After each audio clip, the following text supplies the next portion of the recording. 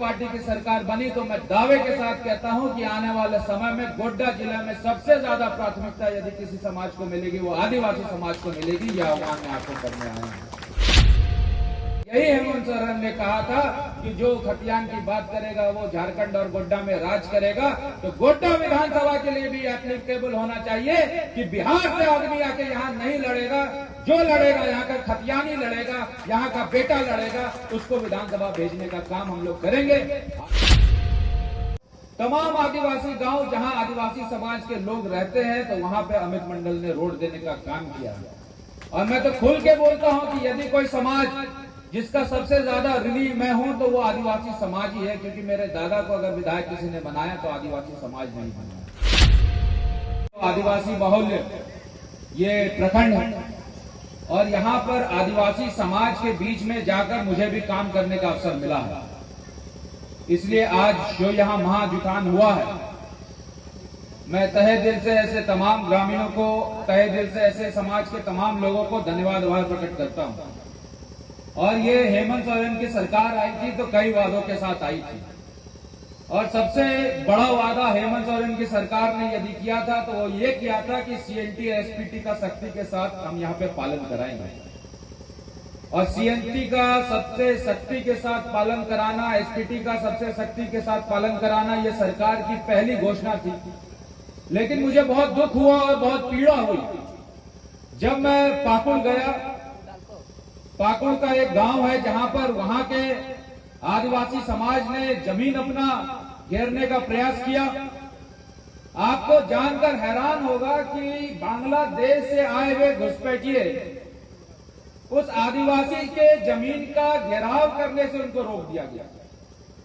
और जब वो आदिवासी परिवार एफआईआर कराने थाने गया तो आदिवासी परिवार को एफआईआर कराने से रोका गया और ये कहा गया कि सीधा हेमंत सोरेन से आया है फरमान कि बांग्लादेशी घुसपैठियों को छूना नहीं है। यहाँ पर बांग्लादेशी घुसपैठियों का राज झारखंड में चलता है। आज कई ऐसे आदिवासी समाज, आदिवासी महिलाएं, माताएं जिनको बांग्लादेशी घुसपैठिए यहाँ पर टारगेट करते हैं, उनके आरक्षण का लाभ लेते हैं, जमीन खरीदते हैं, अपना व्यवसाय शुरू करते हैं और फिर समय आने पे उनको धोखा दे देते हैं। ये स्थिति पाकुड़ साहेबगंज में आम है और मेरे लिए ये चिंता का विषय इसलिए है क्योंकि ये अब स्थिति धीरे धीरे गोड्डा की तरफ भी आ रहा है। यदि आप महागामा देखें तो स्थिति वहां बहुत दयनीय हो गई है। यदि आप गोड्डा देखें तो यहां स्थिति धीरे धीरे बेकाबू होते जा रही है। और जो सरकार ये वादे के साथ आए कि हम लोग 1932 का खतियान ले आएंगे, आज वो सरकार 1932 के लोगों को भूल गई है और अपने अगल बगल में इंटू पिंटू को रख रही है बिहार से।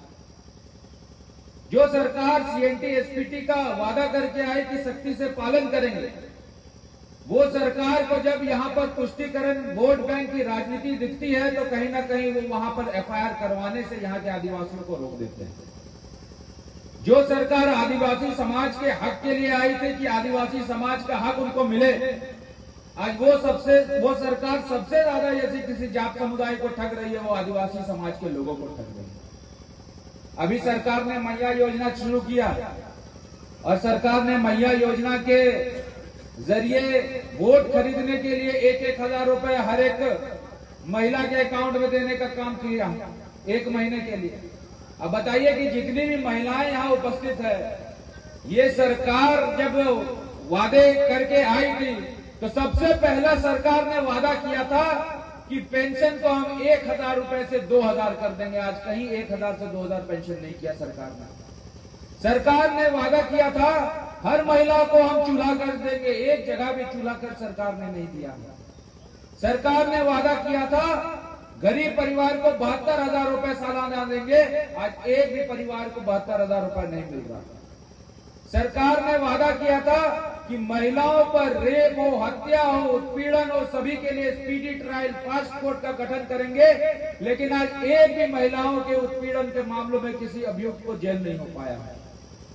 सरकार ने कहा था कि हम आदिवासी के जमीन को बचाने का काम करेंगे।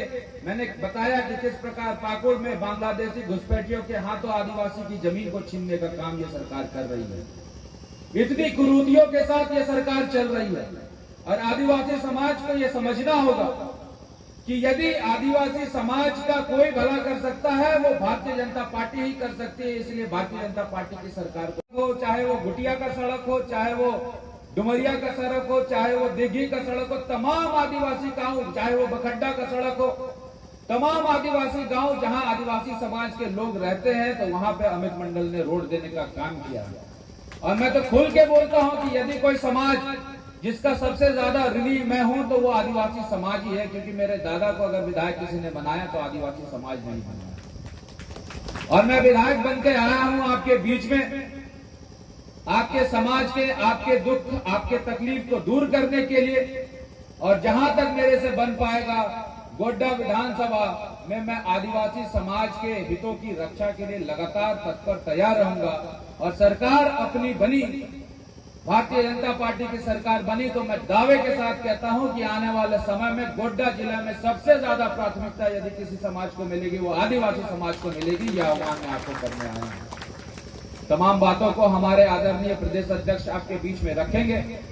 मुझे बोरियो संगठन के काम से जाना है, इसीलिए मैं बहुत ज्यादा आपका समय ना लेते हुए तमाम लोगों को, तमाम माताओं को, बहनों को, बड़ों को, बुजुर्ग को नमस्कार करता हूं और जोहार करता हूं। और साथ साथ अपील भी करता हूं, यही हेमंत सोरेन गोड्डा की धरती पे आया था और यही हेमंत सोरेन ने कहा था कि हम लोग 1932 का खतियान ले आएंगे। और यही हेमंत सोरेन ने कहा था कि जो खतियान की बात करेगा वो झारखंड और गोड्डा में राज करेगा। तो गोड्डा विधानसभा के लिए भी एप्लीकेबल होना चाहिए कि बिहार से आदमी आके यहाँ नहीं लड़ेगा, जो लड़ेगा यहाँ का खतियानी लड़ेगा, यहाँ का बेटा लड़ेगा, उसको विधानसभा भेजने का काम हम लोग करेंगे। आप सभी यहाँ पर उपस्थित हुए, सभी को नमस्कार, सभी को जोहार।